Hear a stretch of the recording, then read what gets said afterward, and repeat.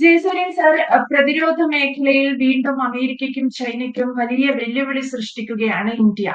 ഈ അന്തർവാഹിനികളെ തകർക്കുന്ന torpedo തക്ഷക് India അവതരിപ്പിച്ചിരിക്കുകയാണ്. പക്ഷെ ഞാൻ ഈ പറഞ്ഞതുപോലെ തക്ഷക് ഇന്ത്യ ലോകത്തിന് മുൻപാകെ അവതരിപ്പിക്കുമ്പോൾ എങ്ങനെയാണ് ഇത് അമേരിക്കയ്ക്കും ചൈനയ്ക്കും ഒരു വലിയ വെല്ലുവിളിയാണ് എന്ന് നമുക്ക് സമർത്ഥിക്കാനാകുക? അന്തർവാഹിനികളിൽ നിന്ന് വെള്ളത്തിന് അടിയിൽ കൂടി വിക്ഷേപിക്കുന്ന മിസൈലുകളെയാണ് ടോർപിഡോ എന്ന് നമ്മൾ വിളിക്കുക. എന്നാൽ ഈ ടോർപിഡോകൾക്ക് ഒരു പ്രശ്നമുണ്ട്. ഒരിക്കൽ അത് വിക്ഷേപിച്ചു കഴിഞ്ഞാൽ പിന്നെ അതിന്റെ ദിശ മാറ്റാൻ പറ്റില്ലായിരുന്നു. അതായത് തൊട്ടു മുമ്പിൽ എന്നൊക്കെ പറഞ്ഞാൽ ഒരു 40 കിലോമീറ്റർ തൊട്ടു മുമ്പിൽ, അത്ര അകലെ വരെയുള്ള മറ്റ് അന്തർവാഹിനികളെയും യുദ്ധക്കപ്പലുകളെയും തകർക്കാൻ വേണ്ടിയാണ് ടോർപിഡോകൾ ഉപയോഗിക്കുന്നത്. എന്നാൽ അന്തർവാഹിനികൾക്കൊരു പ്രത്യേകതയുണ്ട്. തന്റെ നേരെ വരുന്ന ടോർപിഡോകളെ കൃത്യമായി ഐഡന്റിഫൈ ചെയ്യാനും അതിന്റെ ഗതിക്കനുസരിച്ച്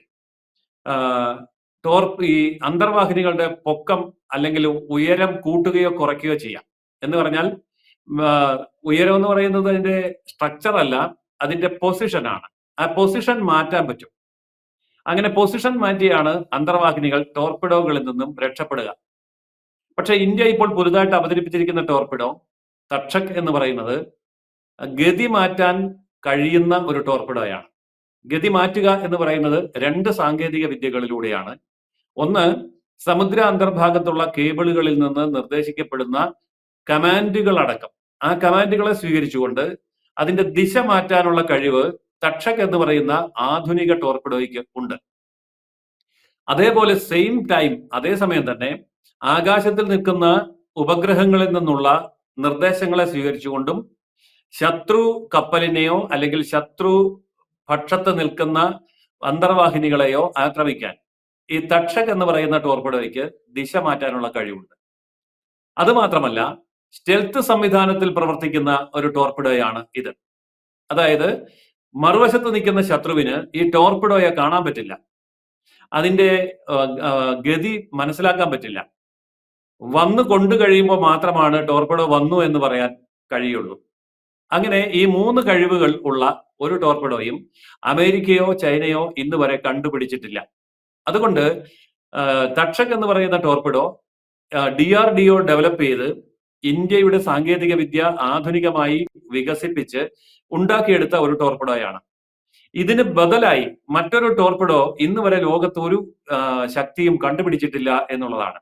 ചുരുക്കി പറഞ്ഞാൽ, സമുദ്രാന്തർ ഭാഗത്ത് ഏറ്റുമുട്ടുന്ന അന്തർവാഹിനികൾ തമ്മിലുള്ള യുദ്ധത്തിലും യുദ്ധക്കപ്പലുകളെ അടിയിൽ നിന്ന് തകർക്കുന്ന സാങ്കേതിക വിദ്യയിലും ഇന്ന് ഭാരതം ലോകത്ത് നമ്പർ 1 ആയിരിക്കുന്നു. അതായത് നാവിക യുദ്ധത്തിൽ ഇന്ത്യയെ പരാജയപ്പെടുത്താനാവില്ല എന്നുള്ള അവസ്ഥയിലേക്കാണ് തക്ഷക് എന്ന് പറയുന്ന ഈ ടോർപിഡോ ഇപ്പോൾ മുന്നേറിയിരിക്കുന്നത്. ഇതിൽ വലിയ മറ്റൊരു സാധ്യത കൂടി കിടക്കുന്നുണ്ട്. അതായത് ഇങ്ങനെയുള്ള ഒരു ടോർപിഡോ വില കൊടുത്ത് വാങ്ങി സ്വന്തമാക്കാൻ വേണ്ടി ലോകരാഷ്ട്രങ്ങൾ ഇനി മത്സരിക്കും. അങ്ങനെ വരുമ്പോൾ DRDO വികസിപ്പിച്ച ഈ ടോർപിഡോ അന്താരാഷ്ട്ര രംഗത്ത്, ആയുധ കച്ചവട രംഗത്ത് ആധിപത്യം പുലർത്താൻ പോവുകയാണ്. ഇങ്ങനെ ഒരു ടോർപിഡോ മറ്റൊരു രാജ്യത്തിനും ഇല്ലാത്തതുകൊണ്ട് ഫ്രാൻസിൽ നിന്നോ അല്ലെങ്കിൽ ബ്രിട്ടൻ അഥവാ അമേരിക്ക അല്ലെങ്കിൽ ചൈന, അങ്ങനെ ഏതെങ്കിലും ഒരു രാജ്യത്ത് പോയി തക്ഷകിനെ നേരിടാൻ കഴിയുന്ന ഒരു ടോർപിഡോ വാങ്ങാൻ ആർക്കും കഴിയില്ല. ഇത്രയും സാങ്കേതിക തികവുള്ള അത്യന്താധുനിക സംവിധാനങ്ങൾ ഒത്തിണക്കിയ ഒരേ ഒരു ടോർപിഡോ എന്നുള്ള നിലയിൽ ലോക ആയുധ വ്യാപാര രംഗത്ത് ഇന്ത്യയെ ബഹുദൂരം മുന്നോട്ട് കൊണ്ടുപോകാൻ കഴിയുന്ന ഒരു വലിയ കണ്ടുപിടുത്തം കൂടിയാണ് തക്ഷക്. ഇതിൽ നിന്ന് ഒരു കാര്യം നമ്മൾ മനസ്സിലാക്കുന്നത്, സാങ്കേതിക വിദ്യകളുടെ കൈമാറ്റത്തിന് വേണ്ടി തയ്യാറാകാതിരുന്ന അമേരിക്ക, റഷ്യ, ചൈന അടക്കമുള്ള രാജ്യങ്ങളെ അമ്പരപ്പിച്ചുകൊണ്ടാണ് ഭാരതം ഈ വമ്പൻ മുന്നേറ്റം ഉണ്ടാക്കിയിരിക്കുന്നത്. അതായത് ഒരു സാങ്കേതിക വിദ്യയും ലോകത്ത് ഒരു രാജ്യവും നമുക്ക് വിട്ടുതരാൻ തയ്യാറല്ല എങ്കിലും, പങ്കുവയ്ക്കാൻ തയ്യാറല്ല എങ്കിലും, അതിനെയൊക്കെ കടത്തിവെട്ടുന്ന പുതിയ സാങ്കേതിക വിദ്യ സ്വയം വികസിപ്പിച്ചെടുത്തുകൊണ്ട് ആയുധരംഗത്തെ അപ്രമാദിത്വം തെളിയിക്കുന്ന, അധീശത്വം ഉറപ്പാക്കുന്ന, നെടുനായകത്വം വഹിക്കുന്ന ഒരു വമ്പൻ കുതിച്ചുചാട്ടമാണ് പ്രതിരോധ രംഗത്തും പ്രതിരോധ വ്യാപാര രംഗത്തും ഭാരതം ഒറ്റയടിക്ക് കൈവരിച്ചിരിക്കുന്നത്. മാത്രമല്ല, സാങ്കേതിക വിദ്യ ഇവിടെ നോക്കൂ. ഇവിടെ സമുദ്രാന്തർ ഭാഗത്തുള്ള കേബിളുകളിൽ നിന്ന് വരുന്ന നിർദ്ദേശങ്ങൾ, നമ്മുടെ ലോഞ്ചിങ് പാഡിൽ നിന്ന് കൊടുക്കുന്ന നിർദ്ദേശങ്ങൾ, ഇന്ത്യയുടെ ഉപഗ്രഹങ്ങളിൽ നിന്ന് കൊടുക്കുന്ന നിർദ്ദേശങ്ങൾ, ഇത് 3നെയും സംയോജിപ്പിച്ചോ സംയോജിപ്പിക്കാതെയോ ഉപയോഗിക്കാൻ കഴിയുന്ന സാങ്കേതിക വിദ്യ DRDO വികസിപ്പിച്ച് ഈ തക്ഷക് എന്ന് പറയുന്ന ടോർപിഡോയിൽ സന്നിവേശിപ്പിച്ചിരിക്കുന്നത് കൊണ്ട് ലോകത്തെ ഏറ്റവും സുരക്ഷിതമായിട്ടുള്ള ടോർപിഡോ എന്നും നമുക്ക് ഇതിനെ വിളിക്കാൻ കഴിയും. സ്റ്റെൽത്ത് സംവിധാനം ഘടിപ്പിച്ചിരിക്കുന്ന ടോർപിഡോ എന്നുള്ളത് കൊണ്ട് ഇതിനെ വെള്ളത്തിൽ കൂടി വരുന്ന ഗതിയിൽ മനസ്സിലാക്കിയെടുക്കാനും ശത്രു കപ്പലുകൾക്ക് സാധിക്കുകയില്ല. അതായത് ഇങ്ങനെ ഒരു ടോർപിഡോ വരുന്നുണ്ടെന്ന് കാണാൻ പോലും പറ്റില്ല. അപ്പോൾ റഡാറുകൾ, എത്ര ശക്തിയേറിയ റഡാറുകൾ ഉപയോഗിച്ച് അമേരിക്കയോ ചൈനയോ അടക്കമുള്ള വൻ ശക്തി രാഷ്ട്രങ്ങൾ അവരുടെ സകല സാങ്കേതിക വിദ്യകളും ഉപയോഗിച്ചാൽ പോലും ഇന്ത്യയുടെ തക്ഷക് എന്ന് പറയുന്ന ടോർപിഡോയെ കണ്ടെത്താൻ പോലും ആവില്ല എന്നുള്ളതാണ് ഏറ്റവും വലിയ പ്രത്യേകത. മറ്റൊന്ന്, യുദ്ധക്കപ്പലുകളോ അല്ലെങ്കിൽ മുങ്ങിക്കപ്പലുകളോ മറുവശത്ത് പ്രവർത്തിച്ചു കൊണ്ടിരിക്കുമ്പോഴാണ് അതിന്റെ വൈബ്രേഷനിൽ നിന്നും ഹീറ്റിൽ നിന്നും അതിൽ നിന്നുണ്ടാകുന്ന റേഡിയേഷനിൽ നിന്നും ഈ സിഗ്നലുകൾ സ്വീകരിച്ചുകൊണ്ട് ടോർപിഡോകൾ പ്രവർത്തിക്കുക. എന്നാൽ ഇവിടെ നിർത്തിയിട്ടിരിക്കുന്ന, പ്രവർത്തനരഹിതമായതുപോലെ ഓഫ് ചെയ്ത് വെച്ചിരിക്കുന്ന ഒരു അന്തർവാഹിനിയെ പോലും കണ്ടെത്താനുള്ള കഴിവാണ് തക്ഷക് എന്ന് പറയുന്ന ടോർപിഡോയുടെ ഏറ്റവും വലിയ പ്രത്യേകത.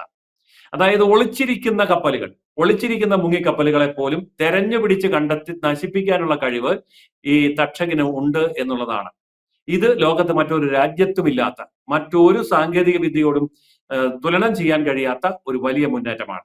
അതുകൊണ്ട് തന്നെ ആഗോള ആയുധ വ്യാപാര രംഗത്തും ആഗോള നാവിക യുദ്ധ രംഗത്തും ഇന്ത്യ ലോകത്ത് നമ്പർ 1 ആയി തീർന്നിരിക്കുന്നു എന്നാണ് ഇതിൽ നിന്നും വ്യക്തമാകുന്നത്.